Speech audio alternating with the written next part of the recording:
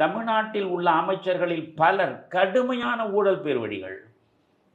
இவர்கள் பின்புலம் என்ன? ஏவா வேலு இப்பொழுது பொதுப்பணித்துறை அமைச்சராக வைத்திருக்கிறார் முதல்வர். எதற்காக வைத்திருக்கிறார்?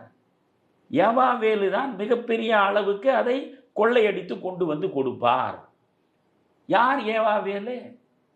இன்றைக்கு திருவண்ணாமலையின் முக்கார் பகுதி ஏவா வேலுக்கு சொந்தமாக இருக்கிறது.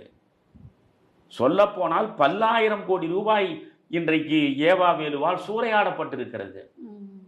ஆனால் இந்த ஏவா வேலு ஒரு 50 ஆண்டுகளுக்கு முன்பு என்னவாக இருந்தார்? ஒரு மிகச்சாதாரண பம்ப் செட்டை பழுது பார்க்கிற ஊழியராக இருந்திருக்கிறார். ஒரு பம்ப் செட்டை பழுது பார்க்கிற ஊழியராக இருந்தவர் இன்றைக்கு பல்லாயிரம் கோடியை அவர் தன்வயப்படுத்தக்கூடிய அளவுக்கு வளர்ந்திருக்கிறார்.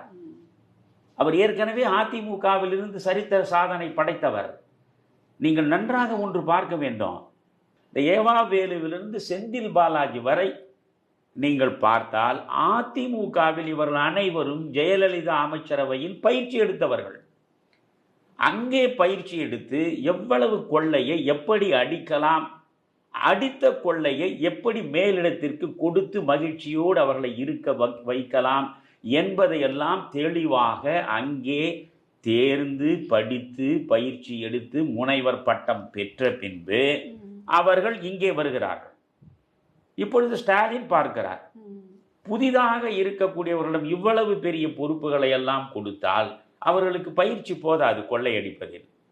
அதனால் ஏற்கனவே கொள்ளையடிப்பதில் வெற்றிகரமாகவே அவர்கள் தங்களை நிரூபித்திருக்கிறார்களே, அதனால் அவர்களை கொண்டு வந்துதான் இப்பொழுது ஒரு செந்தில் பாலாஜி என்றால் போக்குவரத்து துறை, மின்சாரத்துறை, இது போன்ற பொறுப்புகள் அவர்கள் போய் சேர்கிறது.